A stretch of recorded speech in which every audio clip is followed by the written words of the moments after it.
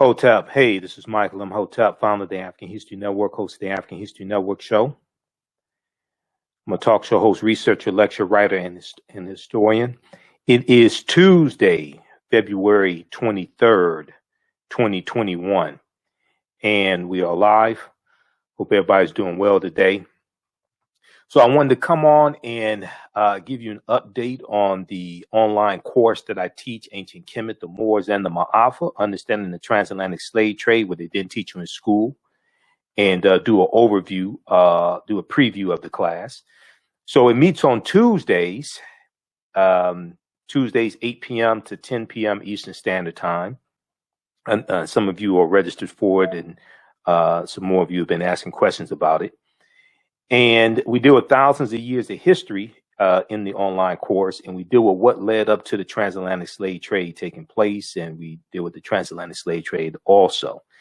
So next class is Tuesday, February 23rd, 8 p.m. to 10 p.m. Eastern Standard Time. Tuesday, February 23rd, 8 p.m. to 10 p.m. Eastern Standard Time.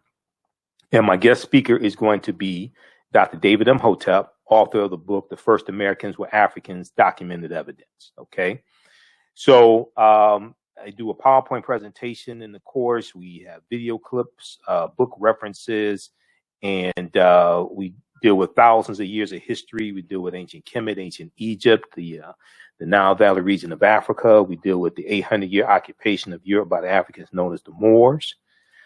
And we take you through our time and deal with what led to the transatlantic slave trade taking place. Okay.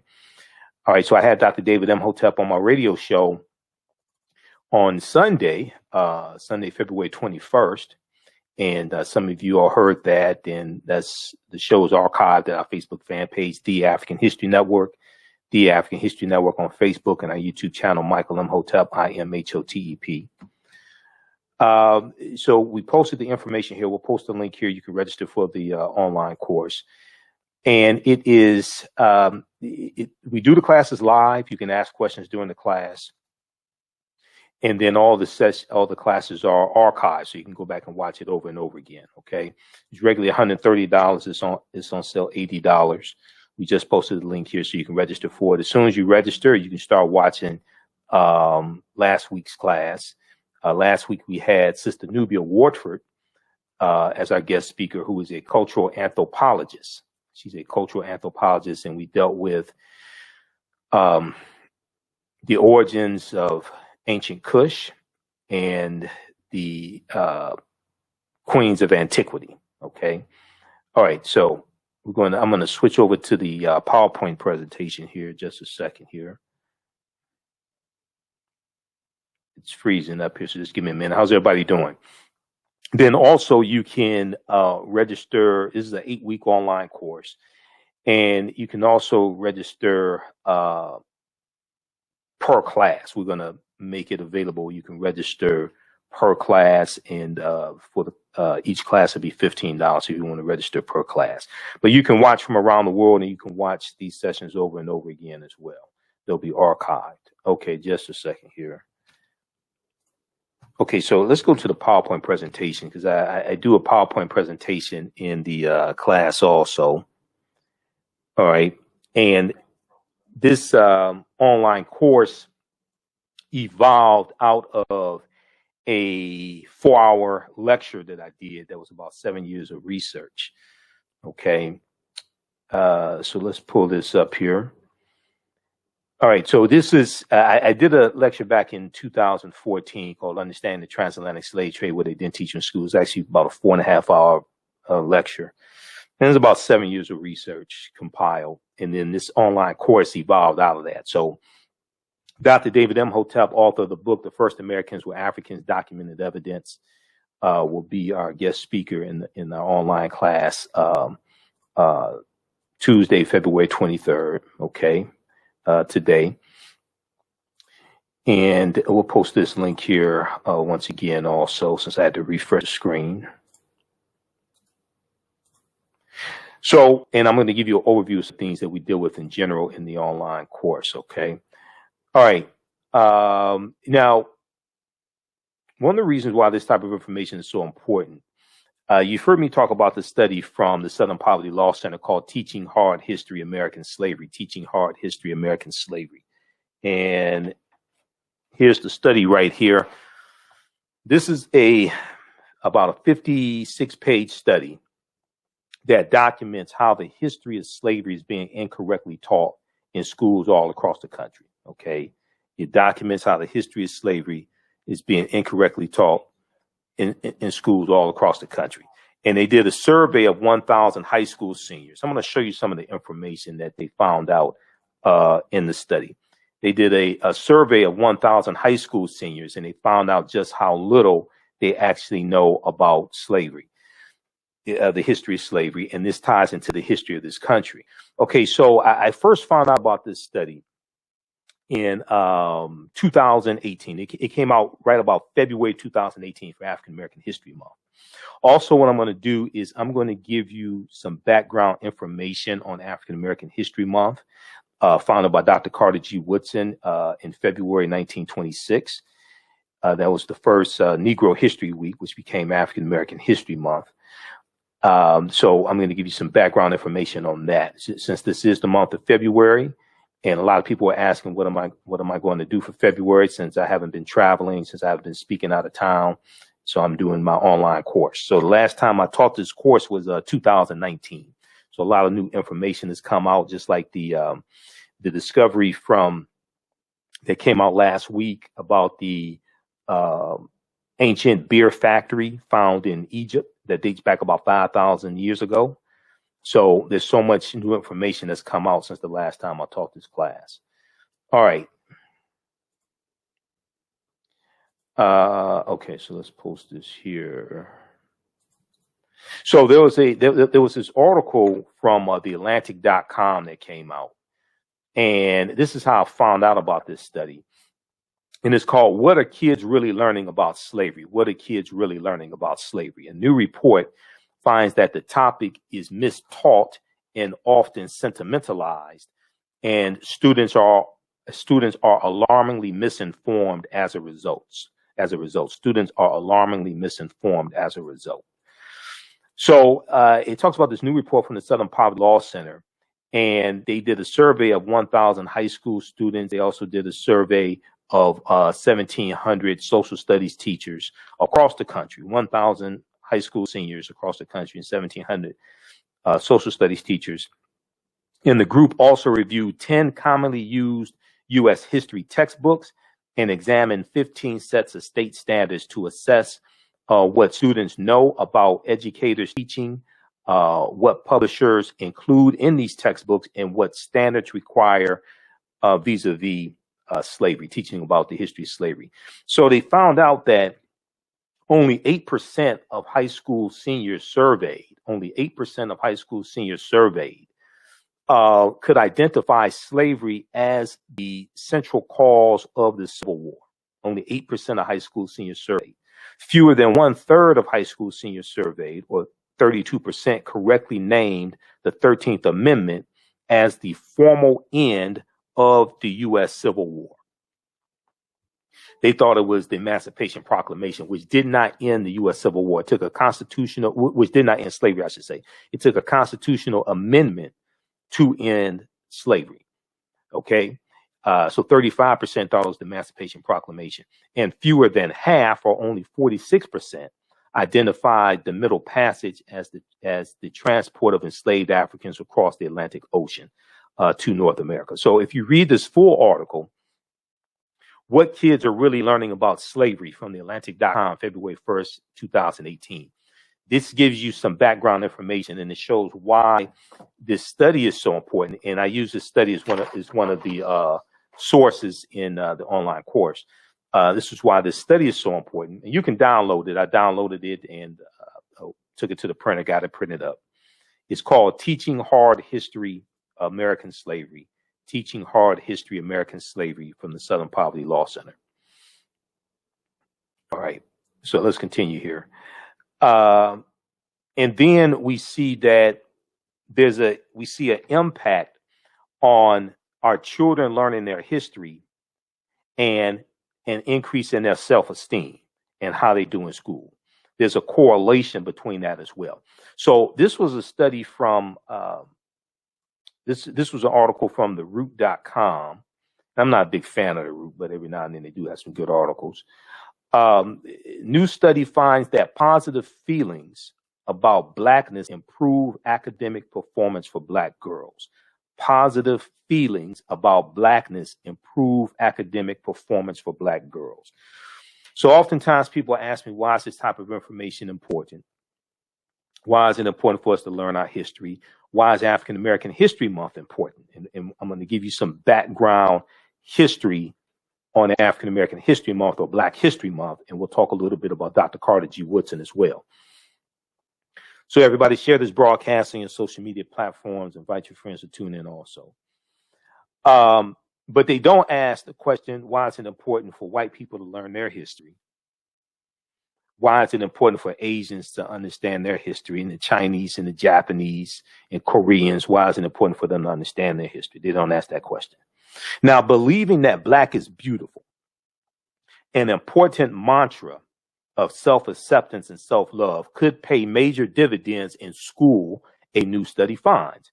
An article in the Journal of Blacks in Higher Education focuses on a new study from Sharita Butler Barnes, African-American woman, who is a professor at Washington University in St. Louis, which finds that young Black women with strong racial identity, are more likely to be academically engaged, curious, and persistent. Now, the survey looked at 733 African-American middle and high school girls in middle school and high school in 3 socioeconomically school districts in the Midwest, according to the Journal of Blacks in Higher Education. Now, the study is called Promoting Resilience Among African-American Girls, Racial Identity as a Protective Factor. Promoting Resilience Among African-American Girls, Racial Identity as a Protective Factor. And the study was published on the Child Development Journal website. And this study found that feeling positive about being Black, and if you're going to use Black as the descriptor for African people, always capitalize the being Black. They found that feeling positive about being Black, along with feeling supported by their schools, correlated with the girls' greater academic motivation. It correlated with the girls' greater academic motivation. Researchers also found that feeling good about your racial identity could act as a buffer for students in hostile or negative academic environments. Okay, feeling good about your racial identity, feeling good about being African, feeling good about being Black, African American, could act as a buffer for students in hostile or negative academic environments, I should say. Persons of color who have unhealthy racial identity beliefs tend to perform lower in school and have more symptoms of depression, Professor Sharita Butler Barnes noted in the study.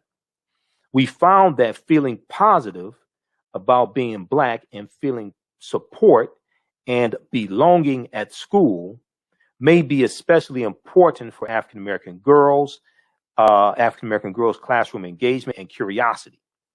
Feeling connected to the school may also work together with racial identity attitudes to improve academic outcomes. So you can read this full article, and in the article they have a link to the study. This is from January 10th, 2018. New studies find that positive feelings about Blackness improve academic performance for Black girls. But the same thing applies for African American boys as well.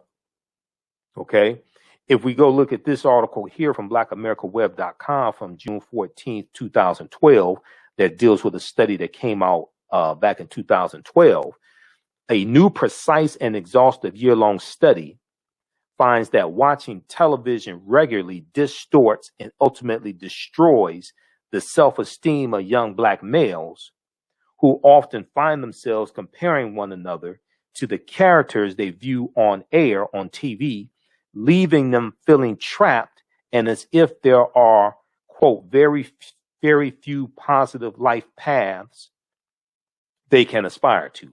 Very few positive life paths they can aspire to. So read this article from blackamericaweb.com. TV kills black boys' self-esteem, June 14, 2012. There are a number of outlets that reported on this study. Now, what's interesting is that when CNN.com wrote about this study, their article said that TV improved the self-esteem of white boys, young white boys, but not people of color and white girls. And on the in the article from CNN, they had a picture of a little white boy wearing like a Superman uniform, Superman costume with the cape, and he's laying on the floor watching television.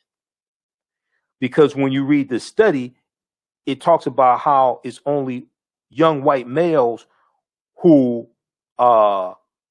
watching TV boost their self-esteem, because these are the majority of the images that they see.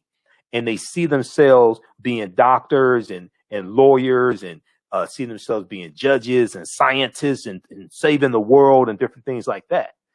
But they talk about how it damages the self-esteem for young white girls, African-American boys and girls, and non-white males.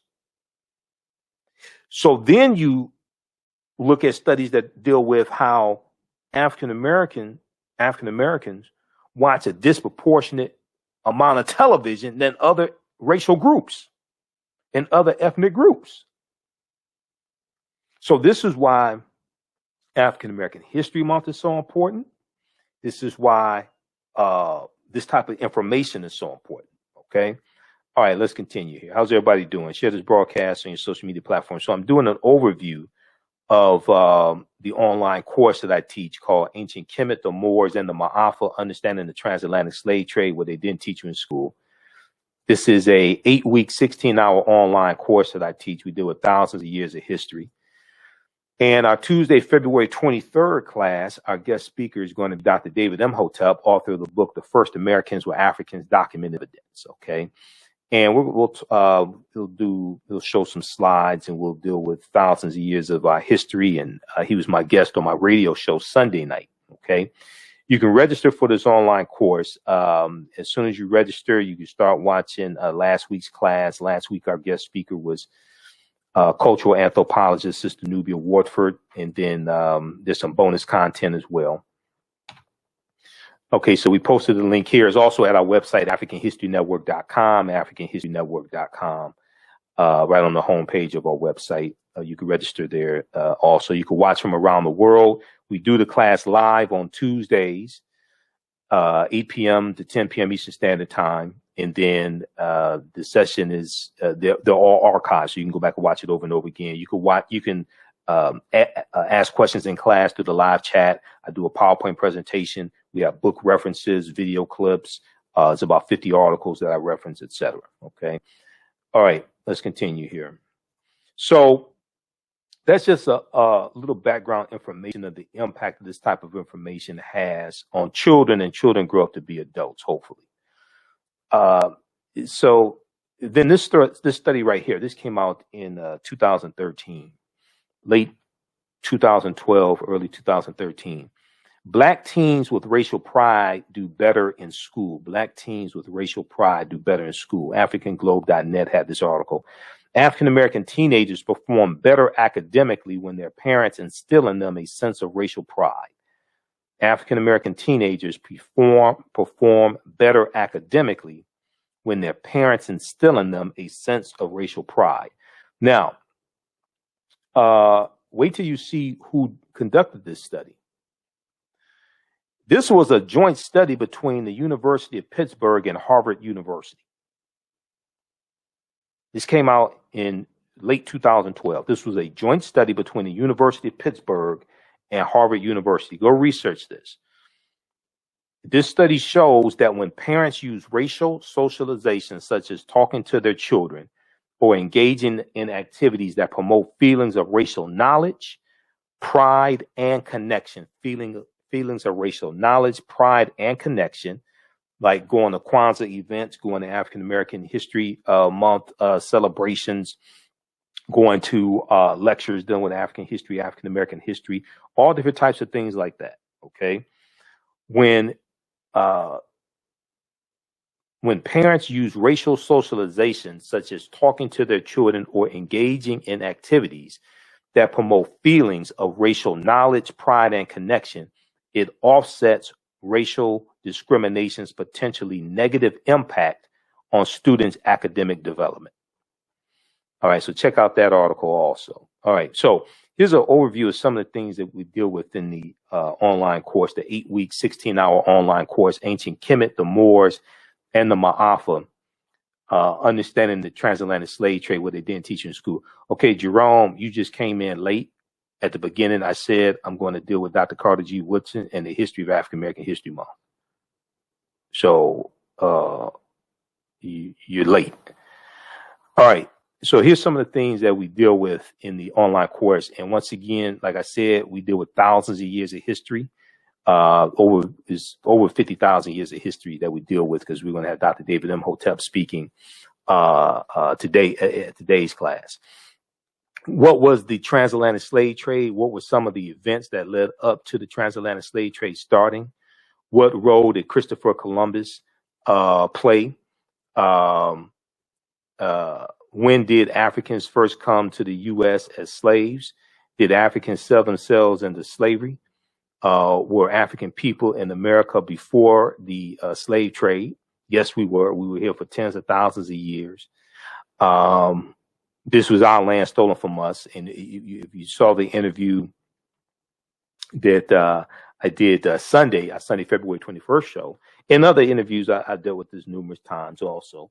And this is Dr. David Imhotep's book, The First Americans Were Africans, Documented Evidence. His new book will be out the end of March, by the end of March 2021. His new book will be out, The First Americans Were Africans Revisited. But we were here even before Native Americans came into existence. Okay. And if you look at the discovery in Allendale County, South Carolina, by Dr. Albert Goodyear, and I'll show that to you in just a minute, they found evidence of an African presence in the Americas dating back at least 51,700 years ago. Okay. These were the Khoisan, who have the oldest DNA on the planet and come from Southern Africa, go all around the world. All right. Let's continue here. So we also deal with the 800-year occupation of Europe by the Africans known as the Moors, because we try to take you through history chronologically. When we talk about the transatlantic slave trade, we can't start in the 15th century. We can't start in 1441 with the Portuguese going into Mauritania. We can't start in 1619 in Virginia with those 20 and odd Africans, or 20 and odd Negroes, as they're called, on the White Lion pirate ship, being exchanged for food and being exchanged for food and supplies and water and things like this. We have to deal with hundreds of years of history before that and thousands of years of history before that. But the 800-year occupation of Europe by the Africans known as the Moors is crucial to understanding the transatlantic slave trade. Okay, so we also deal with shocking archaeological discoveries that are causing experts to rethink everything. Because when these archaeological discoveries come out, and just like if you look at the one that came out last week dealing with the ancient beer factory that was found in Egypt, dates back 5,000 years ago. The scientists and the archaeologists and the paleontologists, etc., they say these discoveries are causing us to rethink everything. These discoveries are causing us to rethink everything. So I always say the deeper they dig, the blacker the planet gets, the more research they do, the older we get. They find out that a lot of these monuments, they found out a lot of these structures, are much older than what we've been told, so they keep having to push the timelines back. You remember Juvenile had a song back in like about 1999, Back That Thing Up. They keep having to back the timelines up. They keep having to push the timelines back when these new archaeological discoveries take place. Okay, so we deal with that. In Sunday, I talked about the discovery of the 17 pyramids buried underneath Egypt. And that discovery is made in 2011. How many people are familiar with that? 17 pyramids found buried underneath Egypt. So what's interesting is that all the news outlets will run these stories. Washington Post, New York Times, NBC, ABC, CBS, all of these news outlets, National Geographic, Smithsonian Institute, Smithsonian Mag, all of them will run these stories. Okay. Now you may see 30 seconds of it on TV. So for instance, and I'm going to switch over. I'm going to show you the article dealing with the ancient beer factory. Okay. The article dealing with the ancient beer factory, the Associated Press reported on this, and a lot of other outlets picked up on it. I saw about 30 seconds of it on MSNBC. They did talk about it on MSNBC, but it was about for 30 seconds. But they have an article on NBCnews.com about the discovery. Okay, but they only had 30 seconds of it on MSNBC. Ancient beer factory unearthed by archaeologists in Egypt. Now, this is from February 14th, 2021. Frederick Douglass' birthday, his assumed birthday, because he didn't know the actual date of his birth or the actual year. He knew it was either 1817 or 1818. Some people refer to this as Valentine's Day. Now, American and Egyptian archaeologists have unearthed what could be the oldest known beer factory at one of the most prominent archaeological sites of ancient Egypt, a top antiquities official said Saturday. Mustafa Waziri, a secretary of the Supreme Council of Antiquities, said the factory was found in Abydos, an ancestral burial ground located in the desert west of the Nile River, over 280 miles south of Cairo. He said the factory apparently dates back to, now check this out. A lot of this stuff is not hidden. You just have to know where to look, okay? A lot of this stuff is not hidden. They're about to drop some real history right here, okay? In this article in mainstream media. Let's look at this.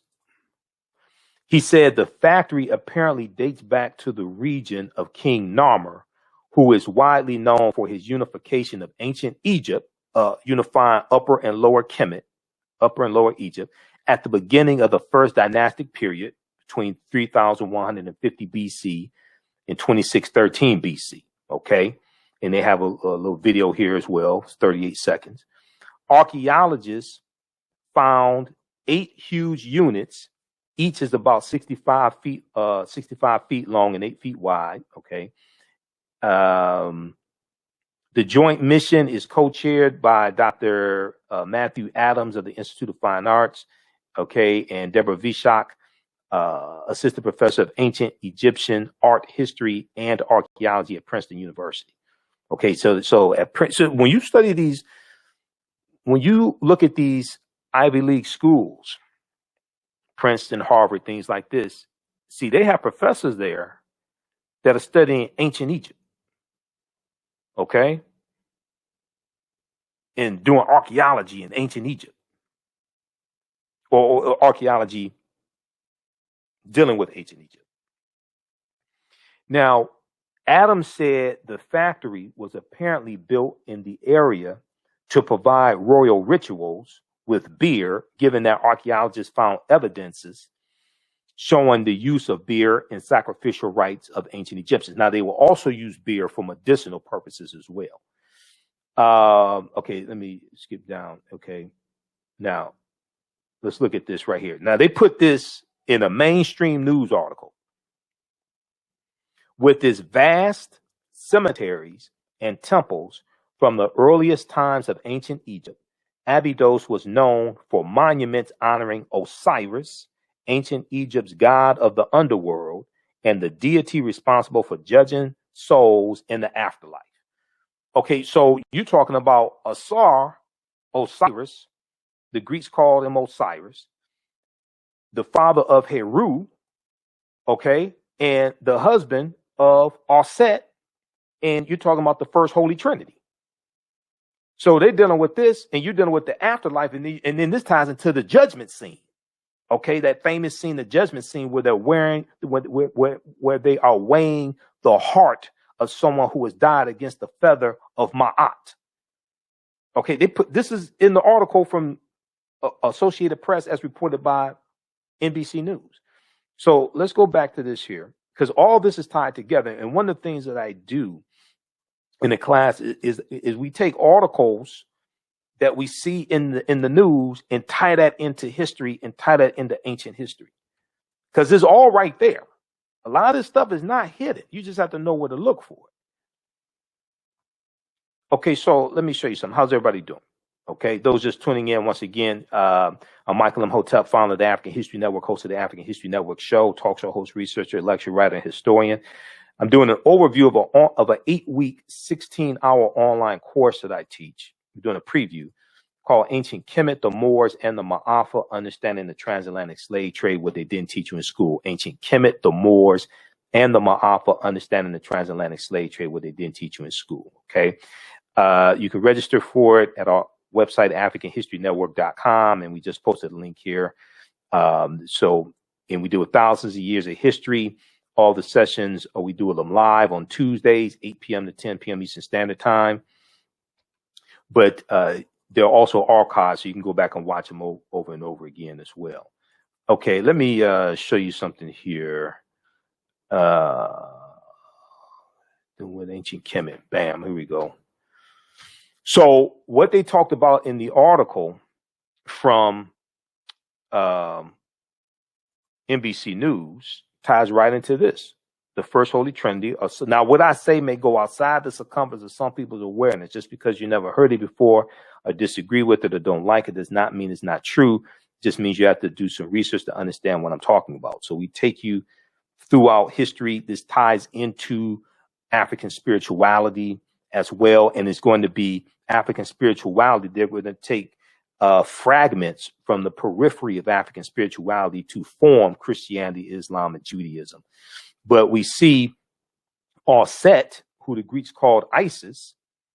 Okay, she gave birth to Heru of a virgin birth on December 25th.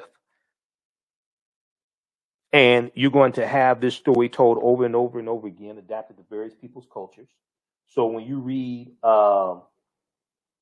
Christianity Before Christ by Dr. John G. Jackson, and I've got the book around here somewhere. Here we go.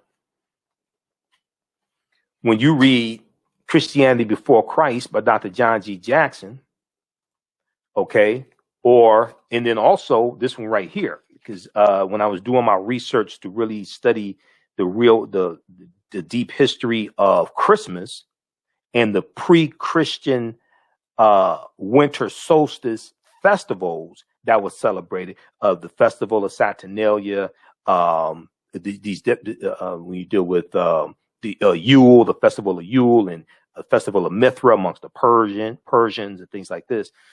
This book right here, Christmas Miscellany, everything you always want to know about Christmas, but all this history and mythology ties into the origins of Christmas.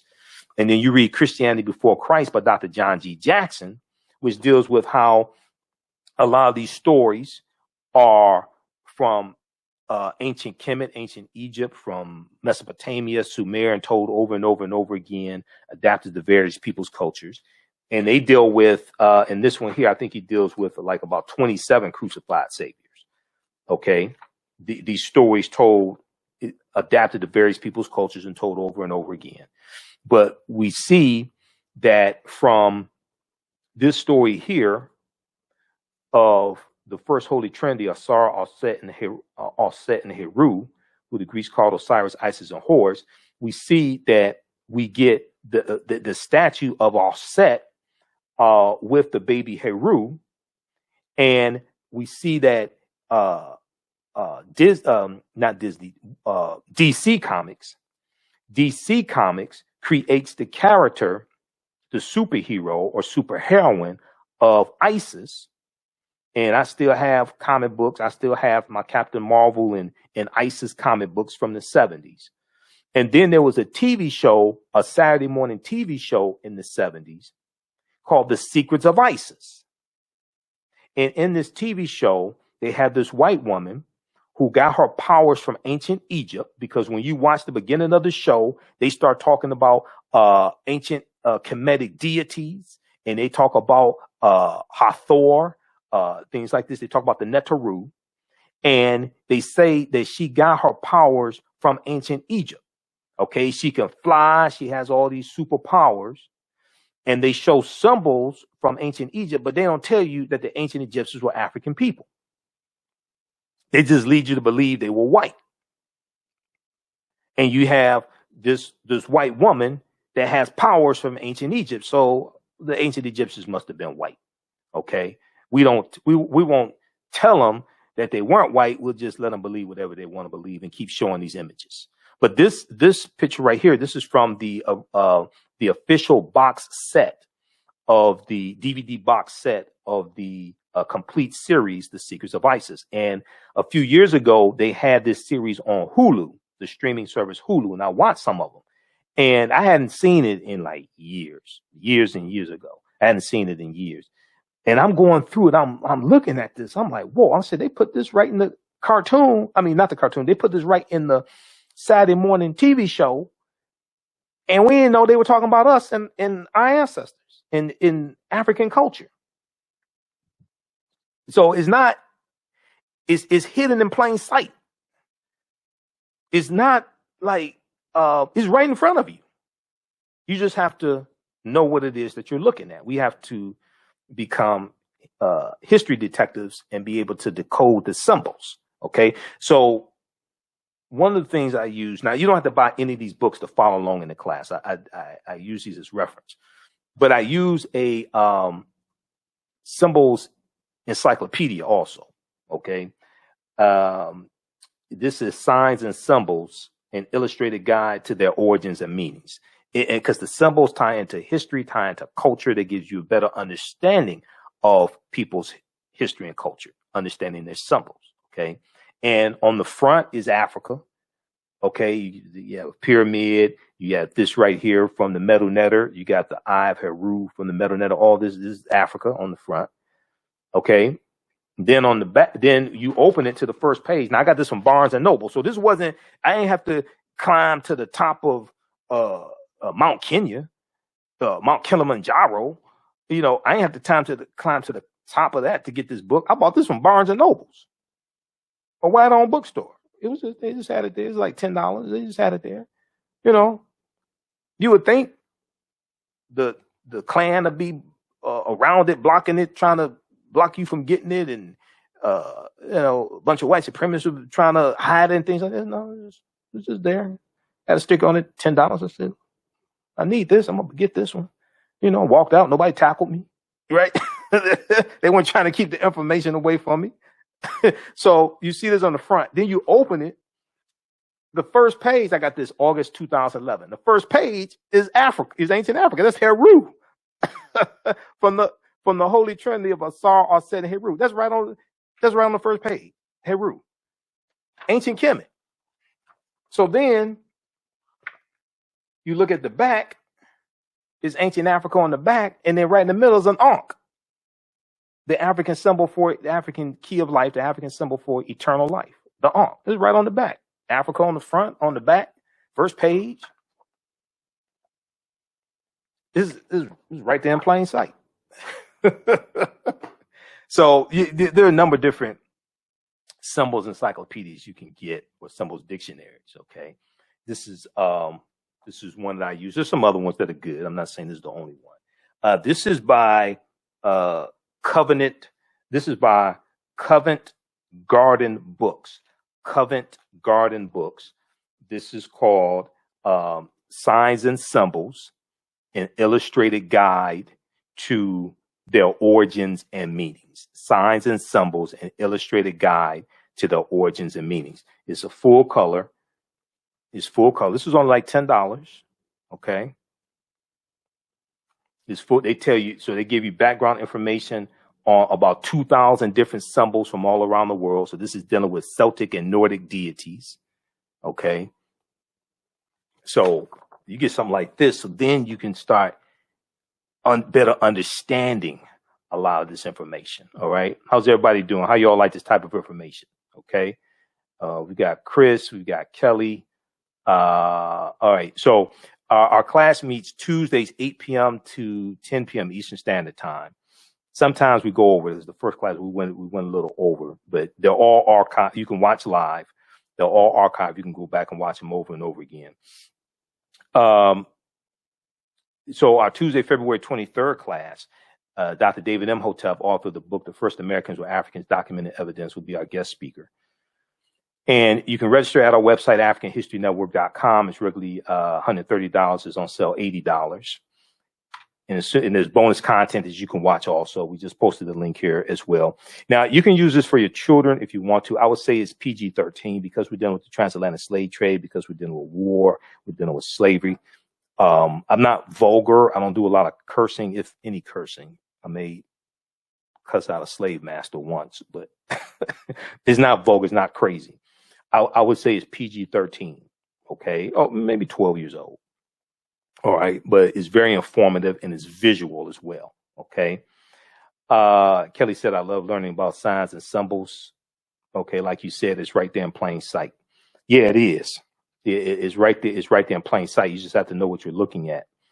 Okay. So, I'm going to take you back to some of the things we deal with. We'll talk a little bit about Dr. David Imhotep as well. Okay, so we deal with the 800-year occupation of Europe by the Africans known as the Moor, shocking archaeological discoveries.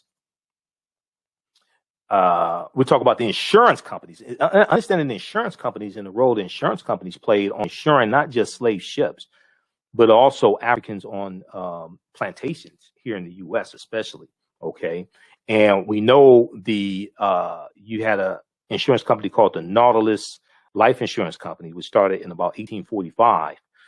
And they became known as the New York Life Insurance Company. In their first 3 years of existence, they insured, African slaves on the plantations, because there were at least 262 skills, trades, and crafts that African people had in this country from 1619 to 1865. And a lot of that working in sawmills and different things, it was very dangerous. Okay. So you had slave owners taking out insurance policies on slaves on the plantation. So if they died, working or something like that, they die, they could cash in on their insurance policy, go buy another one or more than one. So, and we know they were enslaving slave ships as well. Okay. Various insurance companies were enslaving slave ships not just in the U.S., but also in England, etc. Okay. Let's continue here. All right. So we deal with insurance companies that took out insurance policies on slave ships and enslaved Africans on the plantations. I deal with Freemasonry, America, and the Founding Fathers. This ties right into ancient Kemet, ancient Egypt, and the Nile Valley region of Africa. Freemasonry, America, and the Founding Fathers. The origins of the term America, Africa, and more. We'll also deal with the fake Willie Lynch letter of 1712, because Willie Lynch never historically existed. The problem with slave movies, why are we being bombarded with slave movies and slave TV shows? Even though understanding the history of slavery is important, there's so much other history to make movies about. Ancient Kemet, ancient Egypt, Nubia, Ethiopia. I'm still waiting on a movie about Emperor Menelik II defeating the Italians in 1896 at the Battle of Adwa. And then the Italians lied to the rest of the world, saying that the Ethiopians were white because they didn't want them to know, they didn't want the world to know that the Italians were defeated by Africans. We can have movies about Mansa Musa and Ghana and Shanghai and Mali, and there's all types of movies that we can have before slavery even came into existence. We deal with Arsar, Arset, and Heru, and the origins of the Immaculate Conception story, links to ancient Kemet, Egypt, and early Christianity, Freemasonry in America, the fake Willie Lynch letter 1712. Like I said, Willie Lynch never historically existed. So that's a brief overview. Now, this is Dr. David Imhotep. He wrote the book, The First Americans Were Africans, Documented Evidence. His book is backed up by 713 footnotes of thoroughly documented an African presence in this country going back at least 51,700 years, and in South America going back at least 56,000 years ago. His new book, The First Americans Were Africans Revisited, which will be out by the end of March 2021, has new research, and it blows those dates out the water. Okay, it pushes those dates back even more. At least 100,000 years in South America, and somewhere to about 225,000, 350,000 years ago in Mexico. But on page 14 of his book, he talks about a discovery made in Allendale County, South Carolina in 2004 by Dr. Albert Goodyear. Dr. Albert Goodyear is an archaeologist at the University of South Carolina, okay? And they found 13 different types of evidence barely documenting an African presence in this country going back at least 51,700 years ago. They found artifacts, architecture, campsites, carvings, Egyptian writings, footprints in lava, genetic M174D haploid groups dealing with DNA and genetics.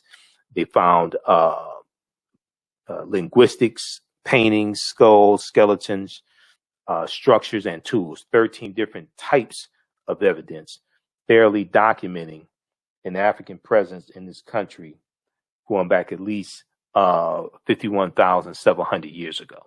Okay.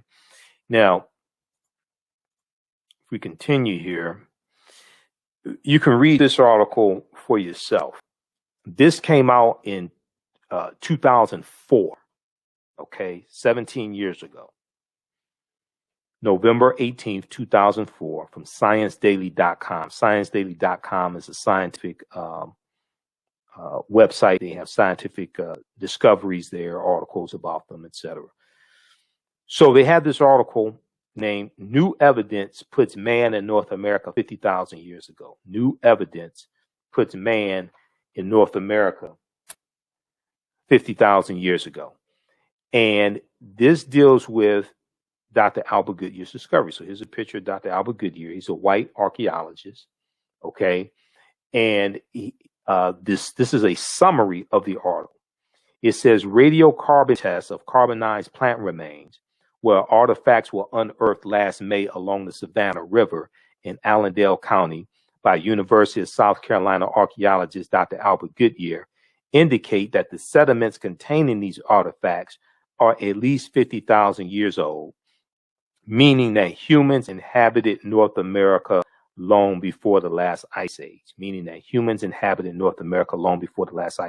all right? Well, these were the Khoisan, okay? Native Americans don't exist at this time. These were the Khoisan who come from Southern Africa, and they go all around the world. And they're the ancestors to the Ainu and the Twa, and they were here in this land also.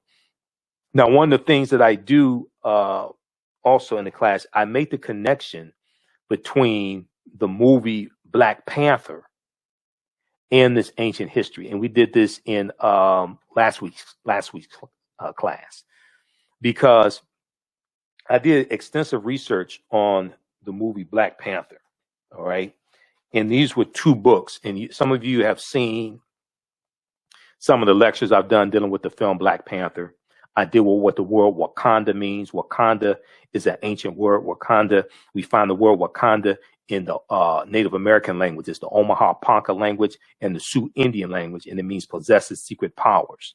Okay, Wakanda is also a Kikongo word, and Kikongo is one of the Bantu languages. Bantu is a group of about 500 languages spoken in Southern Africa, East Africa, and all the way west to like Cameroon. Kwanzaa is Kiswahili. Kiswahili is a Bantu language. So all this is connected. But I read these two books here. This is from Marvel Black Panther, The Ultimate Guide. This deals with the about the 52-year history of the Black Panther comic book, something like that. Because I had to study the history of the Black Panther comic book to understand the movie. Then this book here, this is the official tie-in to the movie from Marvel, called Black Panther, which gives background information on the movie, talks about the characters, things like this. So I read these and read over 100 articles dealing with the film Black Panther and the comic book to better, so I could understand the movie and do my lectures on it. But the film ties directly into African history, African culture, African language, spiritual systems. So I incorporate some of that into the class as well, okay? Because all of this is connected. All right, now this discovery here, this was in the New York Times. In the class, I show you a video clip of Dr. David Imhotep. He was interviewed by WKRP in Cincinnati, Channel 5 in 2011. And he talked about this discovery from that appeared in the New York Times. And this deals with on the Greek island of Crete. Okay.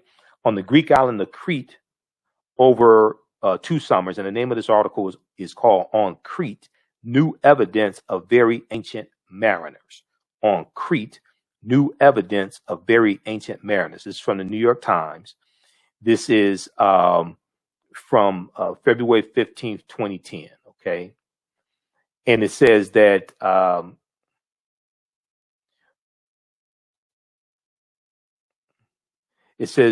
stone tools on the Greek island of Crete over the course of 2 summers were found, and archaeologists say these stone tools are at least 130,000 years old, okay? So they did excavations over the course of 2 summers, and they found stone tools that date back 130,000 years old, which is considered strong evidence for the earliest known seafaring in the Mediterranean, and calls for rethinking the maritime capabilities of pre-human cultures. So one of the things I talk about is how we know at least 130,000 years of our history has been stolen. This is an example of it, because scholars like Runoko Rashidi, who I know he's a friend of mine, Runoko, and Runoko has written numerous books, okay? This is one of his books that he's written, and this is one of the books I use as reference in the class when we deal with the history of the Moors. Black Star, the African Presence in Early Europe by Runoko Rashidi. Once again, you don't have to buy any of these books. You can. Runoko would probably love it if you do. So if you want to, you can, but you don't have to feel like you have to buy the book to understand the class. And you can visit Runoko's website. I think it's drrunoko.com. He has a lot of good information there. drrunoko.com, we'll pull up his website here also. Yeah, drrunoko.com is Runoko's website, okay? And you can follow Runoko Rashidi and buy his get information about how to buy his books and things like that, okay? drrunoko.com, and we'll flip over to Runoko's website so you can check him out. Follow him on Facebook as well. Runoko has been to about 125 islands and countries around the world. He has a personal library of probably something like 40,000 photographs he's taken. Okay, so this is his website. Go to drrunoko.com, RUNOKO. All right. Okay, so let's continue here.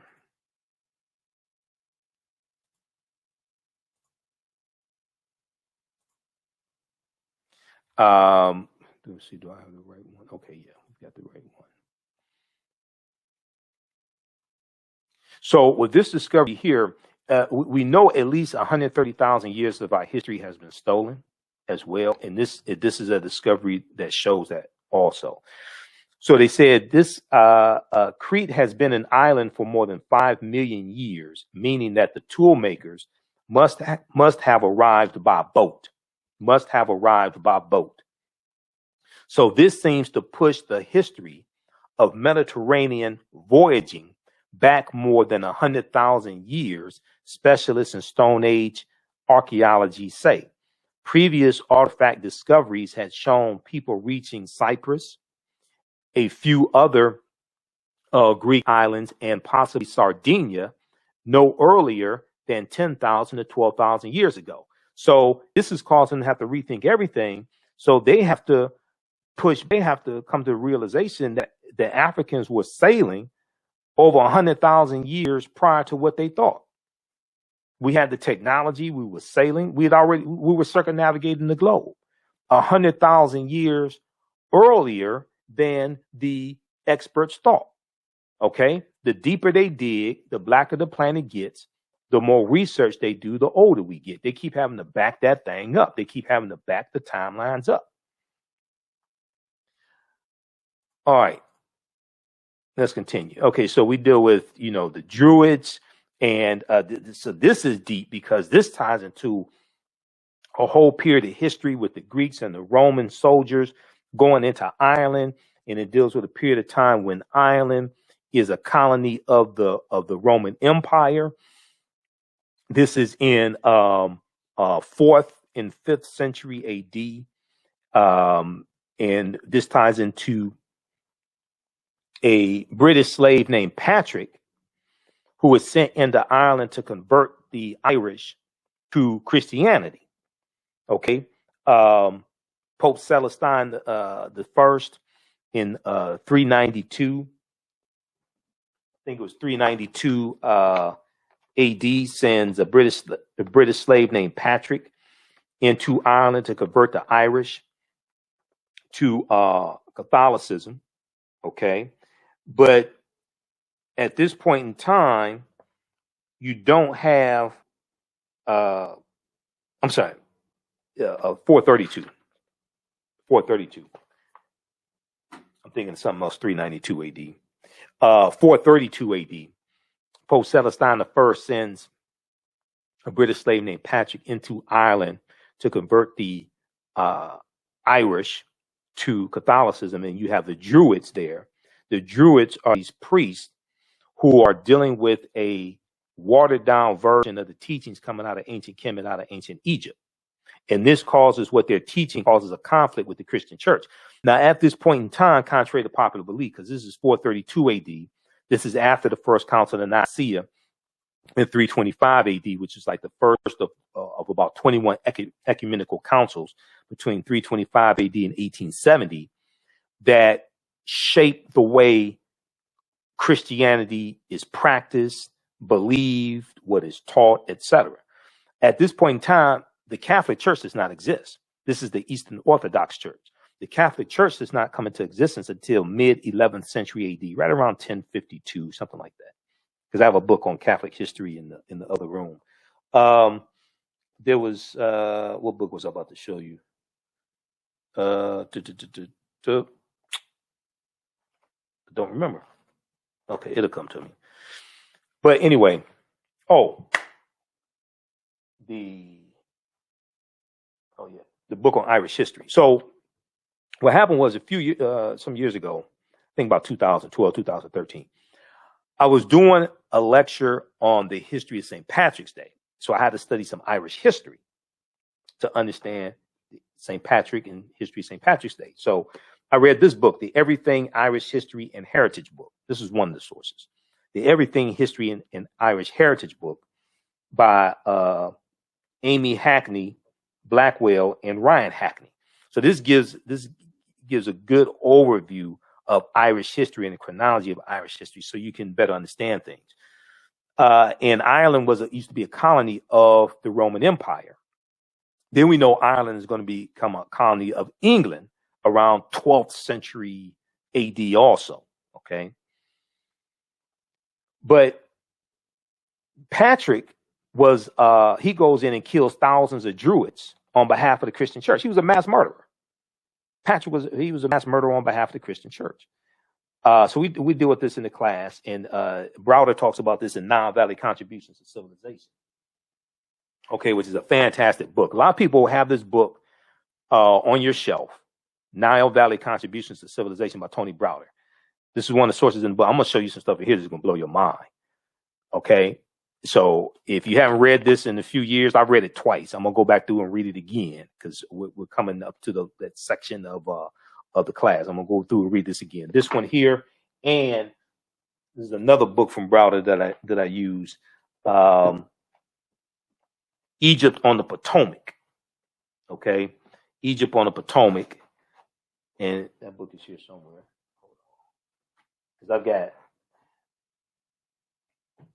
like 5 stacks of books here and a small bookshelf behind me. Where's Egypt on the Potomac? Okay, it's around here somewhere. Oh,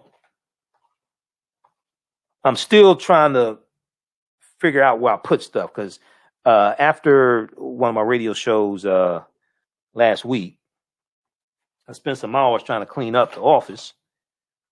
And then I couldn't find anything after I cleaned stuff up and threw stuff away and everything. I couldn't find anything. Okay. Here's Egypt on the Potomac by Tony Browder. This is an excellent book. We'll talk about Egypt on the Potomac in just a minute here because we're about to wrap up. Okay. How's everybody doing? Once again, you can register for the online course that I teach, Ancient Kemet, the Moors, and the Maafa, Understanding the Transatlantic Slave Trade, what they didn't teach you in school. It's an 8-week, 16-hour online course. We deal with thousands of years of history, and we deal with what led up to the transatlantic slave trade taking place as well. We'll post a link here. So it's on sale, $80, regularly $130. All the sessions we do them live, but they're all recorded. You can go back and watch them over and over again. You can also go to our website, AfricanHistoryNetwork.com, and it's right on the homepage of our website. You can register there. As soon as you register, you can watch last week's class. Last week, our guest speaker was cultural anthropologist Nubia Wardford. And we dealt with the origins of ancient Kush and the African queens of antiquity. Okay. In our Tuesday, February 23rd class, our guest speaker will be Dr. David Imhotep, author of the book, The First Americans Were Africans, Documented Evidence. Okay, let's continue here. And then also you can, if you just want to register for the one class with Dr. David Imhotep, it's going to be $15. I have to set that up. You can do that. Also, if you have any questions, email me at ahnshow@AfricanHistoryNetwork.com, ahnshow@AfricanHistoryNetwork.com. Okay. A lot of people were asking me, what am I doing for African American History Month? I'm not traveling because of COVID. I'm not speaking out of town. So I'm teaching my online course. Last time I taught this class was 2019. There's been a lot of information that's come out since then. Okay. So let's continue quickly here. Let's see here. So we talk about the Moors. We definitely have to talk about the Moors. And this leads us up to the transatlantic slave trade, the 800-year occupation of the Africans known as the Moors. They lose control of their last stronghold, Granada in Spain, January 2nd, 1492. They're taking the teachings from ancient Kemet, ancient Egypt into Europe. You know, Professor Kaba Hiawatha Kamene, who's one of my teachers, says that to understand the history of something, you first must understand the pre-existence of existence. To understand the existence of something, you must first understand the pre-existence of existence, right? The Moors are taking the teachings of the Nile Valley region of Africa, of ancient Egypt, ancient Kemet, into Europe, and is bringing Europe out of the Dark Ages. They go in 711 AD. They go into what was then known as the Iberian Peninsula, today known as Spain and Portugal, because it wasn't called Spain and Portugal then. And they're teaching the math, the science. They're taking the periodic tables in. They're taking in something called alchemy that today we call chemistry. They're taking in new types of foods. They're taking in alcohol, teaching Europeans how to bathe, teaching them how to read and write. Because about 85 to 90% of Europeans, when they go in 8th century AD, are illiterate.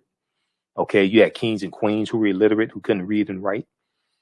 But when we look at something like this here, and this shows a connection between ancient Kemet and Freemasonry, Egypt of the West. Okay, so we see the Tekken, or what the Greeks called an obelisk. We see this in ancient Kemet, and there are about 1,200 Tekkenu in ancient Kemet. Today, there are only about 12 or so.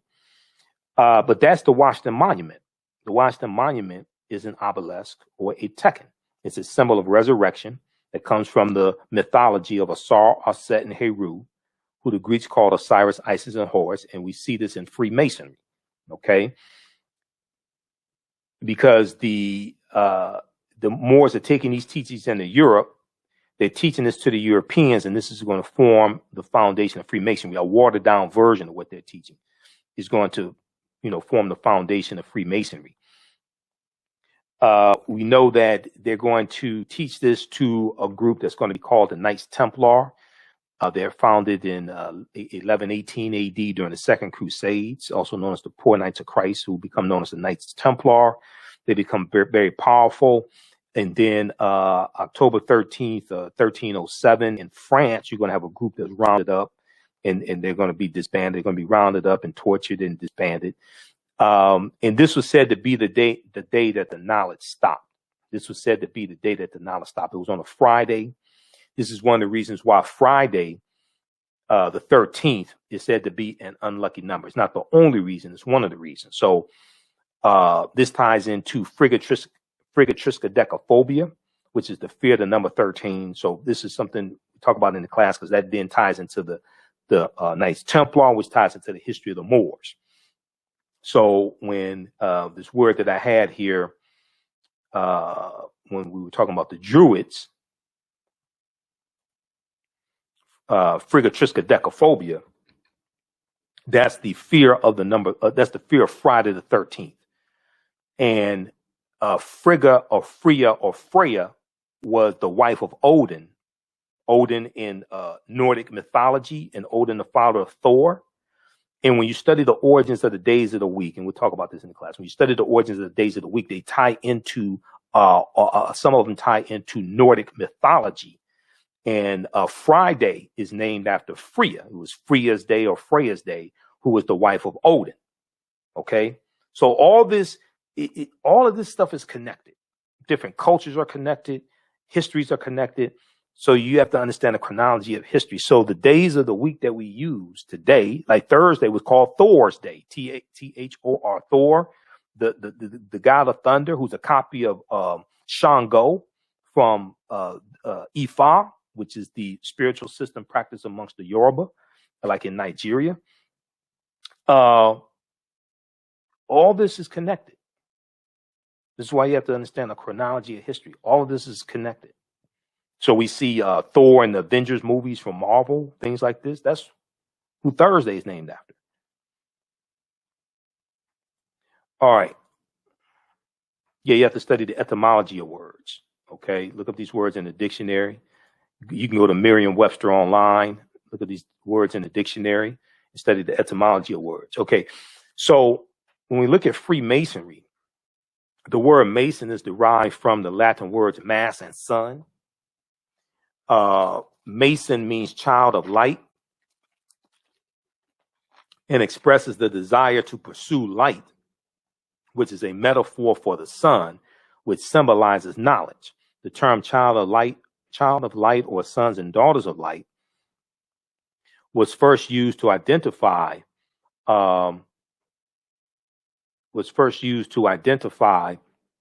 students who completed 42 years of study in the temples of ancient Kemet. Many Masonic temples were modeled after the temples of Kemet, places where light or knowledge was imparted in a series of steps or degrees. Read pages 18 and 32 of Egypt on the Potomac by Tony Browder. Hey, how you doing, Kelly? Okay, thanks for the donation, Kelly. Just so you all know, I appreciate the donation. If you want to donate, if you can do it through Cash App or PayPal, it's better than YouTube, because YouTube keeps 33% of our donations. Okay. When you donate through YouTube, keep 33% of the donation. If you donate through Cash App or PayPal, except for the little transaction fee, I get like 98% of that. Okay. $, the AHN show through Cash App. $, the AHN show through Cash App. We just posted the link here. Or paypal.me/the AHN show through PayPal. Also at our website, AfricanHistoryNetwork.com, right on the homepage. That way we get more of it. It helps us more because YouTube keeps a third of it. And if you do it through PayPal, if you do it through Cash App, be sure to type in $ the AHN show, unless you're clicking on my link, because somebody set up a fake African History Network Cash App account, and theirs is $ the AHN, which is not me, but they made it look like mine. So I got to investigate this to see how much money of our money that they took. I just found out about this last week. Somebody was trying to send money through Cash App to register for the class, and I'm sitting waiting on the money come in, waiting on the money come in. I'm talking to her, and then she sent me a screenshot of where she sent it to. That's how I found out somebody set up a fake Cash App account, and they used our logo and all this. So I got to navigate through that. Okay, so ours is $ the AHN show through Cash App. Kelly said that's a shame. I was like, who the $ the AHN show through Cash App. Okay. Okay, let's continue here. So did you know that 50 of the 56 signers of the Declaration of Independence and 13 of the 39 signers of the U.S. Constitution were Freemasons? Did you know that 4 of the first 5 U.S. presidents were Freemasons, and there have been 14 Freemasons who have been U.S. presidents? Okay, so check out page 18 of Egypt on the Potomac by Tony Browder. Browder also talks about Benjamin Banneker. Banneker was a bad brother, and it's believed that Banneker's, I think it was his grandfather, was Dogon. And when you study the Dogon, see, African people did not stay stagnant. We migrated. So Africans migrate from the Nile Valley region of Africa into Central Africa into West Africa. So when you study the Dogon, and face-to-faceafrica.com has articles about the Dogon, the Dogon originally come from ancient Kemet, ancient Egypt, and they have a superior knowledge of astronomy. And we know Benjamin Banneker, he helps design the layout and do the surveying for Washington, D.C. Okay. And one of the things that Egypt on the Potomac deals with, Tony Browder, is how the layout of Washington, D.C. is a copy of the layout of ancient Egypt. And he deals with the symbolism in Washington, D.C. that comes straight out of ancient Kemet. And we have to understand the knowledge is taken into Europe by the African Moors. They're taking the knowledge from the Nile Valley region of Africa. They're going into Europe, teaching this to Europeans. The Knights Templar get this information. The Knights Templar are going to be disbanded. That knowledge is going to resurface as the Yorkshire Rites of the Freemasons, the Rosicrucians, these different secret societies or societies with secrets. And then it's going to come to this land here when you have the founding of the colonies and the founding fathers, and they're setting up Washington, D.C. and drafting the Declaration of Independence and the U.S. Constitution. Many of them were Freemasons. So they're bringing that information here and that symbolism as well. Okay. Okay, so talk about all this. This is just a preview, okay? And okay, so let's get it. So then all that ties into why Christmas is celebrated on December 25th. And this ties into the winter solstice and Yeshua, or Jesus, being born on December 25th of a virgin birth, which then goes back to Asar, Aset, and Heru. All of this is connected. Okay, and we deal with the etymology of the word Jesus. Takes you back to Yeshua, which is Hebrew, but the letter J did not exist until 1630 AD. The letter J is derived from the letter I. So when you look up the letter J in like an encyclopedia or Encyclopedia Britannica online or something like that, they give you this history. So one of the mistakes people make is that we think the way things are today is the way they've always been. And that's not true. Okay. To understand the existence of something, you must first understand the pre-existence of existence. When the Helios Biblos was written, or the Holy Book, And Helios Biblos means sun book, because you're dealing with the travel of the sun throughout the constellations and these different stories and things like that told about the travel of the sun throughout the constellations. And that's something that Dr. John G. Jackson deals with in Christianity Before Christ, and really understanding all this and how a lot of these stories are told in allegorical form, because you can take, not to make this too deep, but I can take you straight from the Helios Biblos, from the Holy Bible, straight back to ancient Kemet, ancient Egypt. Draw a direct line. It's still there. It's still there in the book. It's still there in the book. But anyway, so those are some of the things we deal with. It's all connected. Okay, so here's some background information on African American History Month. Okay, and once again, we'll post a link here. Who still needs to register for the online course? As soon as you register, you can start watching last week's class. And we do the classes live, but they're all archived. You can go back and watch them over and over again. There's also bonus content. So 8-week, 16-hour online course that I teach: ancient Kemet, the Moors, and the Maafa, understanding the transatlantic slave trade, what they didn't teach you in school. Okay. So we're posting here. So the class is $80.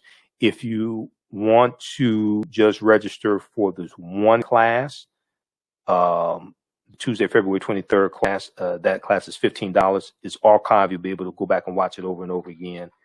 And email me also if you just want to register for the one class. Okay. But a lot of people want to register for all the classes.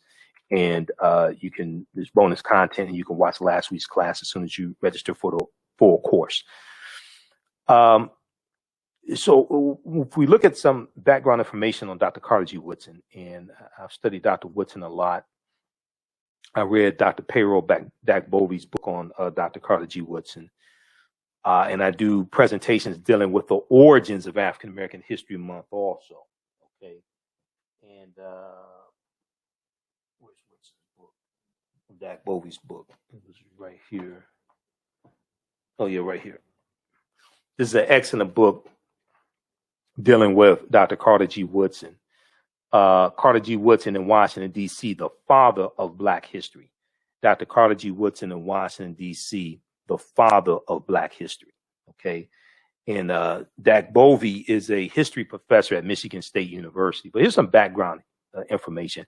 Because everybody says, why we have the shortest month of the year, the coldest month of the year, why we need a Black History Month, things like this. So, Dr. Woodson was born in 1875. He was born 10 years after slavery ended, born to two former slaves. And he goes on to get a PhD from Harvard. He gets two master's degrees. Two bachelor's degrees, one from Berea College, one from University of Chicago. He gets his master's degree from the University of Chicago, and he gets a PhD from Harvard in American history in 1912. Dr. Woodson founded Negro History Week in 1926. So it started the second week in February. It was February 7th, 1926. Dr. Woodson explained the reason behind the celebration in a pamphlet widely distributed months before the first celebration was to take place during the second week of February. And the reason why it was in the second week of February is because the second week of February commemorated the birth dates of Frederick Douglass, whose assumed birth date was February 14th, and Abraham Lincoln, whose birthday was February 12th. So African Americans were already celebrating the birth dates of Frederick Douglass, going back to when he died in 1895, and Abraham Lincoln. They were already celebrating those birthdays during that second week in February. So Dr. Woodson put his new cultural celebration within that period of time, because celebrations were already taking place. Dr. Woodson exclaimed that Blacks knew practically nothing about their history. He ultimately believed that African Americans could benefit immensely from knowledge of their past and accomplishments of their ancestors. He added that race prejudice was the byproduct of whites' beliefs that Black people had not contributed anything of worth to civilization, had not contributed anything of worth to civilization, which is completely wrong. There's also an annual theme each year for African American History Month. This year's annual theme is the Black family, representation, identity, and diversity. Okay. And ASALH's website, Association for the Study of African American Life and History, they have information for this year's annual theme for African American History Month.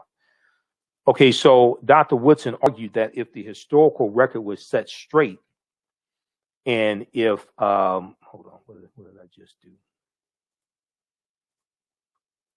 Okay, Dr. Woodson argued that if the historical record was set straight, and if the history of Black people were studied along with the achievements of others in schools, okay, having it incorporated into the curriculum, not only would African American youth develop a sense of pride and self-worth, as we dealt with earlier in the presentation, and we showed those studies that show the correlation between African American children studying their history and understanding their history, and a boost to their self-esteem and academic performance.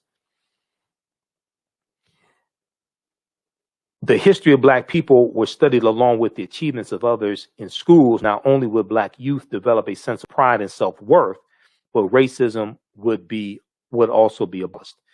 Dr. Woodson concluded, quote, "Let truth destroy the dividing prejudice of nationality and teach universal love without distinction of race, merit, or rank. With sublime enthusiasm and heavenly vision of the great teacher, let us help men rise above the race hate of their age unto the altruism of a rejuvenated universe." Okay, so Negro History Week was the first major achievement in popularizing Black history, and was unique in that Negro History Week focused on African American youth.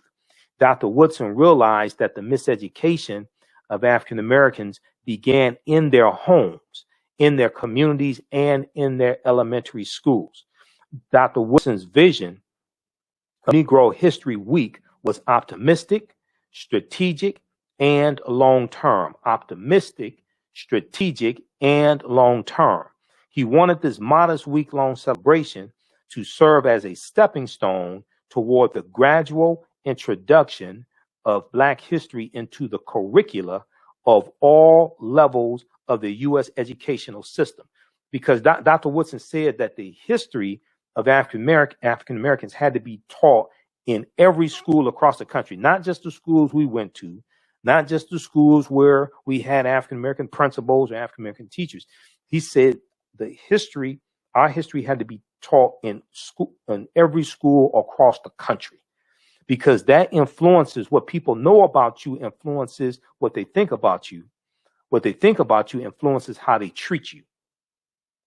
And one of the problems that we're having is that when we have to go to lawmakers to get our issues addressed, because politics is the legal distribution of scarce wealth, power, and resources, and the writing of laws, statutes, ordinances, amendments, and treaties, adoption, interpretation, and enforcement, when we have to go to lawmakers to get policies put in place to deal with our issues, oftentimes you're dealing with people who are ignorant of your history. This is one of the reasons why you can't get reparations, because most of the people in the House of Representatives and the U.S. Senate don't even think a debt is owed, because they're ignorant of history. This is why America needs a massive history lesson. America has to have a massive reorientation. Okay, I'm going to show you another article after we finish this here dealing with Woodson that ties into that, because right now in state legislatures, 5 state legislatures, Republicans are passing bills to control and restrict what teachers can teach about racism and injustice and oppression. But they want to teach from the 1776 project that has been thoroughly debunked. So Dr. Woodson hoped that Negro History Week would evolve into Negro History Year, as he affirmed from time to time. Woodson consistently instructed those observing the week that they needed to diligently prepare for the celebration months in advance, not just recycle the same 15 to 20 sanitized Negroes every February. We have to stop doing that. There's an annual theme each year for African American History Month to give you direction, to give you purpose. It's not it's not just talking about runaway slaves and how hard we had it and things like this. So Dr. Woodson instructed those observing the week that they needed to diligently prepare for the celebration months in advance, and that after mid-February,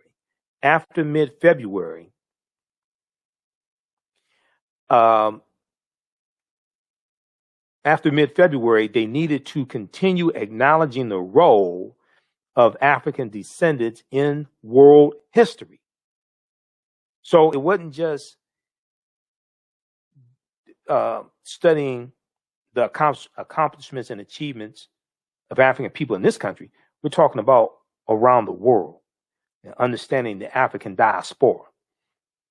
Dr. Woodson said Negro History Week should be a demonstration of what has been done in the study of the Negro during the year, and at the same time as a demonstration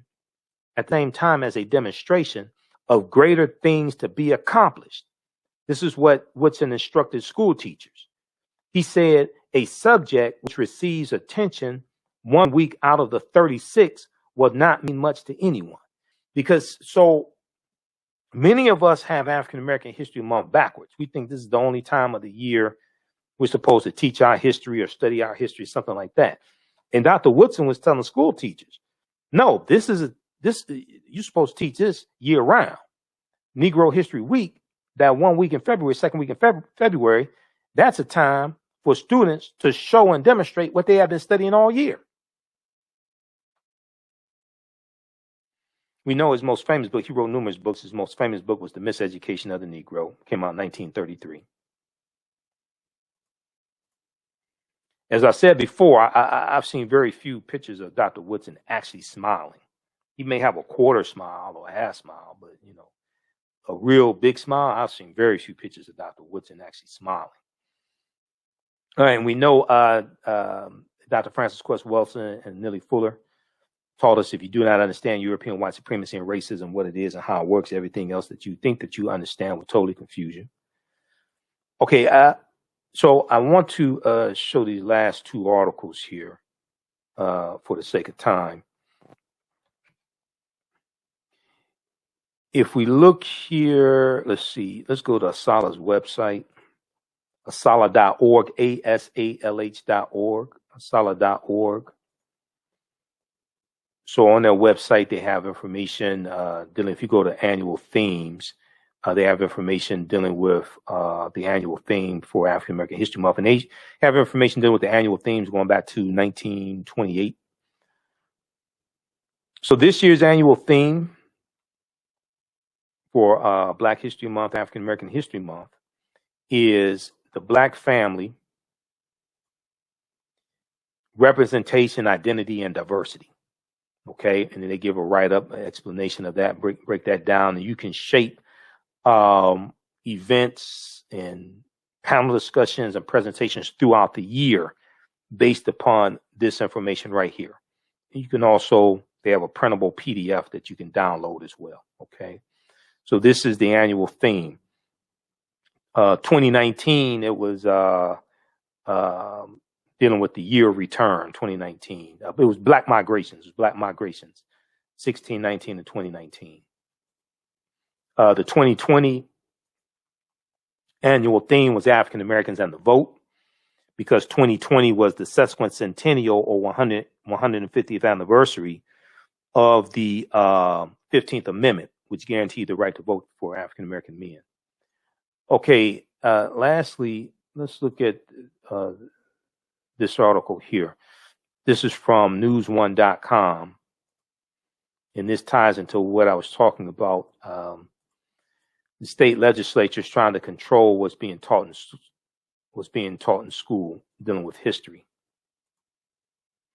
Republican proposed bills want to prevent teaching students about injustice.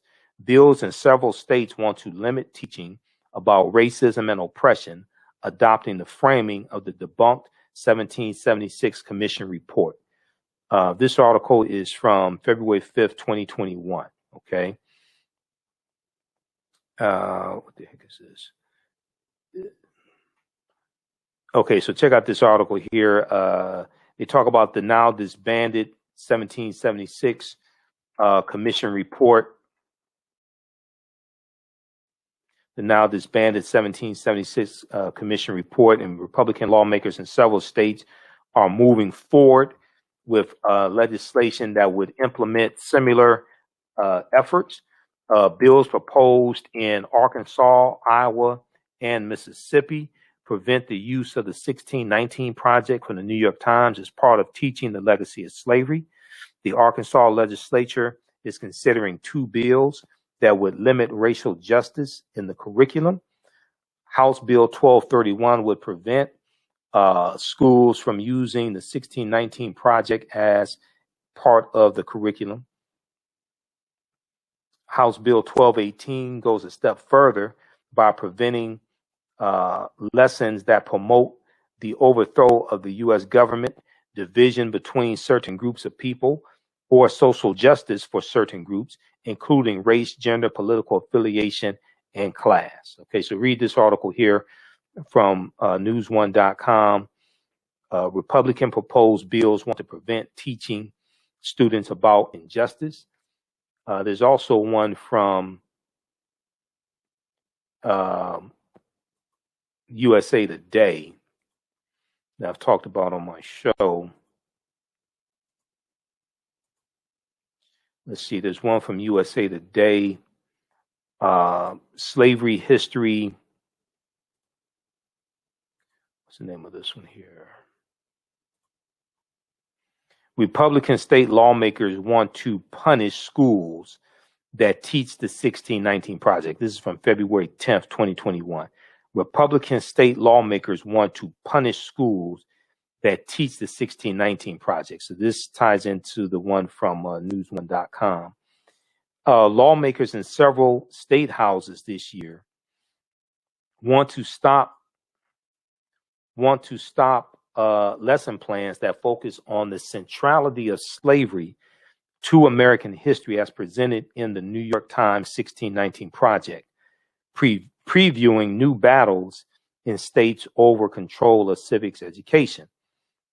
Republican lawmakers in Arkansas, Iowa, Mississippi, Missouri, and South Dakota filed bills last month that, if enacted, would cut funding to K-12 schools and colleges that provide lessons derived from the award-winning project, the 1619 Project. The South Dakota bill has since been withdrawn. Okay, so read this article also. Republican state lawmakers want to punish schools that teach the 1619 Project. Okay, so all this is in the news right now. All this ties into our history. A lot of this is happening during African American History Month as well. Okay. All right, so you can register for the online course if you go to my website, AfricanHistoryNetwork.com. We've posted the link here to register, but if you go to my website, AfricanHistoryNetwork.com, it's right on the home page. Let's see, you scroll down, you see the information for my radio show. I'm on Monday through Friday, 11 p.m. to 12 midnight, Sundays, 9 p.m. to 11 p.m. Eastern Standard Time. We broadcast on our Facebook fan page and YouTube. Also, you can download the iHeartRadio app and search for 910 a.m. the Superstation WFDF. That's the radio station I'm on. You can also search for the African History Network show because they have audio podcasts of our shows. Then we have the information here for the online course. Okay. It's an 8-week, 16-hour online course that I teach Tuesday, February 23rd. Our guest speaker will be Dr. David Imhotep, author of the book, The First Americans Were Africans, Documented Evidence. And his new book, The First Americans Were Africans Revisited. He'll talk about that. You click on register here, it takes you to the next page here, and then click right here on enroll. Okay. And as soon as you register, you can start watching the content and start watching last week's class and its bonus content also. Okay. All right. Look, hey, we have to get out of here. Remember, at the African History Network, we focus on educating, empowering, and inspiring people of African descent throughout the diaspora and around the world. Because right